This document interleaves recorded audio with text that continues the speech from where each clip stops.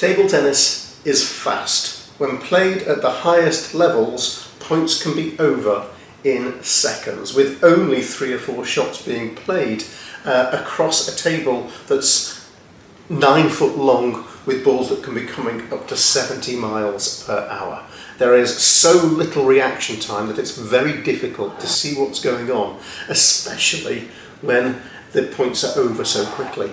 That's why I took my slow motion camera to the Europe Smash. It has to be said that a lot of points are over after the 3rd ball, or between the 3rd and the 5th ball.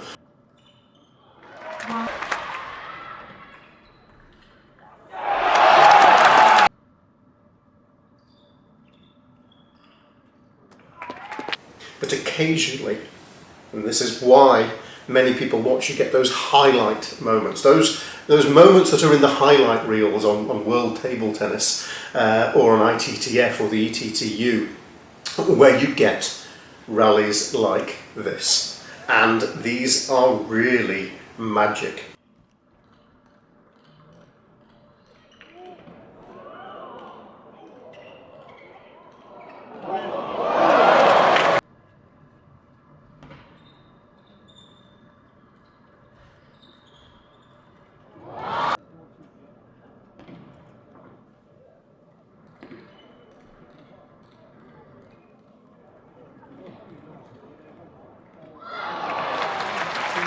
The commentators often ask with points like these, how did they do that?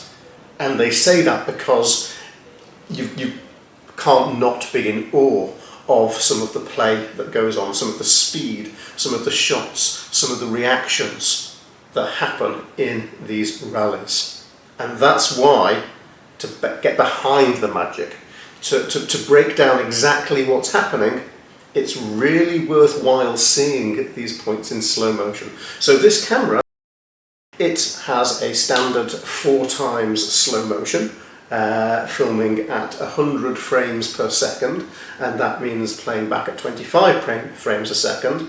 It slows the footage down 4 times slower than the actual. This means we can see a lot more detail in rallies like that, which are just so fast. In slow motion, we can see more details of the serve that An Jae-hun is doing. You can see he drops his bat.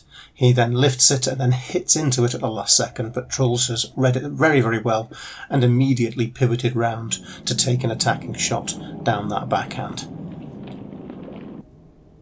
Here we can see Lin Shidong. He's raising his bat. You can see that he hooks around the back of the ball and comes down a little bit. So Truls has pivoted but also come from under the ball to do his pivot and attack. That signature pivot and attack that Truls is so good at. Another signature shot here from Calderano, Hugo Calderano, the backhand from the forehand side of the table.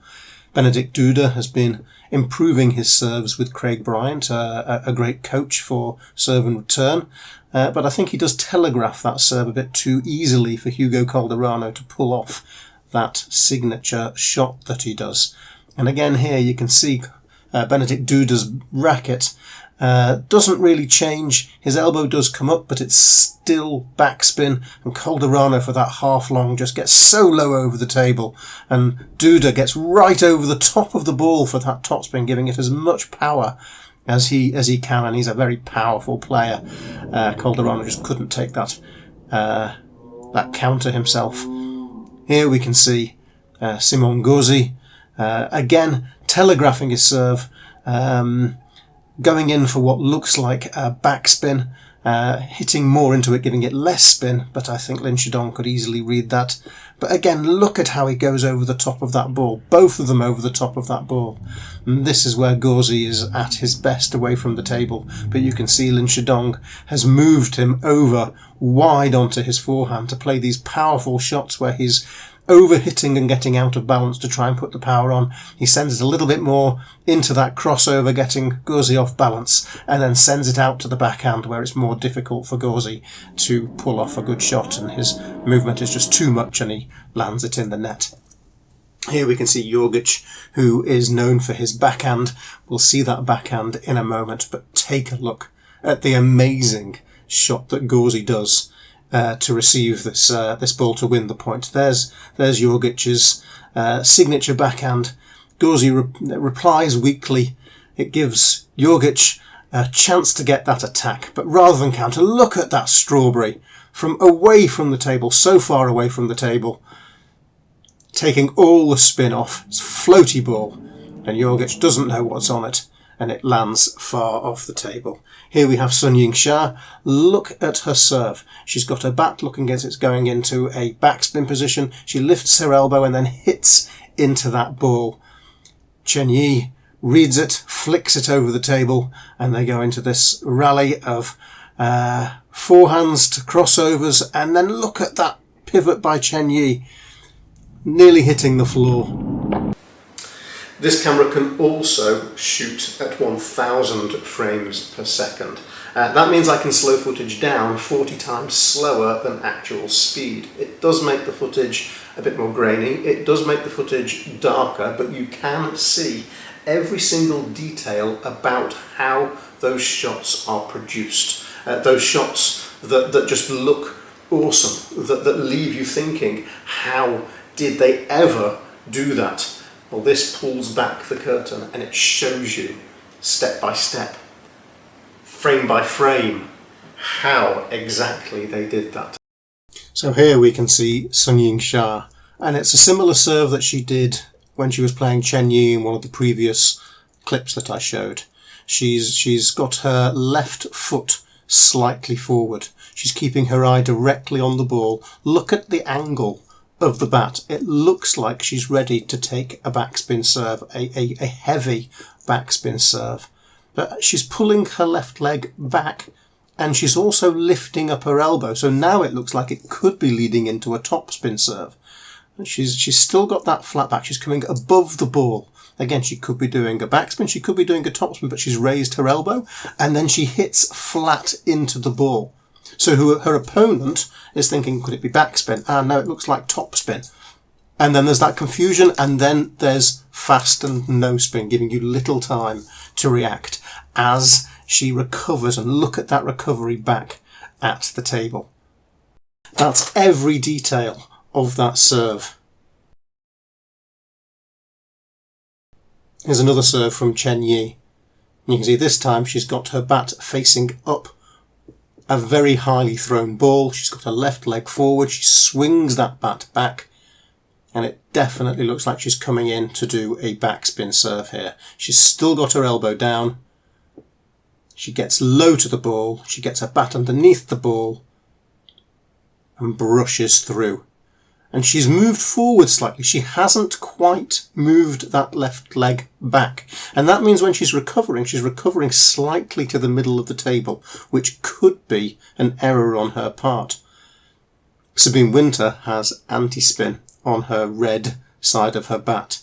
So when she's doing this kind of flat upward motion into the ball, she's hitting it with her anti-spin, and that reverses the spin to make it topspin. And just look in slow motion here. She's got her arm extended, and as she brings that arm back, she's going to twiddle with that racket, with that bat. There you can see the twiddle. That goes to Chen Yi's centre. It goes into her hip, into a crossover, and she's got to get out the way. She's recovered to the wrong position. She's now off balance, leaning backwards, but still puts some quality on the ball. It's high though, and that gives Sabine Winter a chance to get a counter, and she is powerful and she is fast. And just look as she does this, look how she's pointing her bat towards her, and then with her wrist and a fully extended upper body drives right into that ball with a flick of the wrist. Very unlucky that this goes long. It's so close to hitting that table, but what a great point. Another one with Sabine Winter. You can see here she's got her right foot forwards, which isn't under the table. So coming in for a flick, for a half long or a short, your leg needs to be under the table. But because she's got her right foot outside of the table, doing that knock with her anti-spin, her flat touch over the table to reverse the spin, she's now got to pivot out the way so that she can receive a forehand. At the moment she's not in a great position to receive a forehand, noticing that she's got to do this. I think she's still playing Chen Yi here. Chen Yi plays more into that backhand side, giving Sabine Winter more distance that she has to travel. But as I've said, Sabine Winter is fast. And look at the angle of that bat. Look at her arm as she goes into that ball. Almost right over the top of the ball, as low as she can. And because she was out of position, she put so much power on it, she's pivoted round and almost ended up on the floor. Great point. My next videos will be looking at specific shots such as service and receive. I will also be looking at opening up against Hashimoto's pimples by Wang Manu. I will be looking at the pivot and attack. I'll also be looking at chop blocks and so much more to be able to improve my game, and if you're following me on this journey, you'll be able to help improve on yours as well. I'll be using the robot, I'll be using my bounce boards to try and practice the shots that I'm learning from this slow motion footage. If you're interested in going along for the ride and checking out how that works, then please do subscribe to this channel. And keep on watching, because I've got some great slow motion rallies that are going to finish this video off.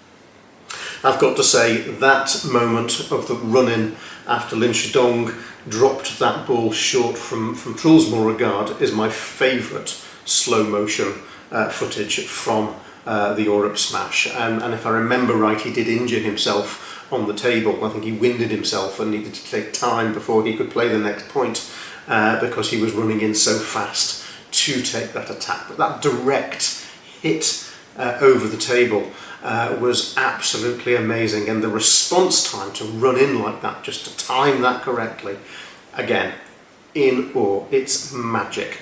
I will be uploading more videos in this series to come. I will be looking at various different shots and breaking down how those players did it so that I can improve my game. Maybe you can improve yours. If you want to follow me on this journey and follow this series of videos, I've got more videos coming of my matches as well.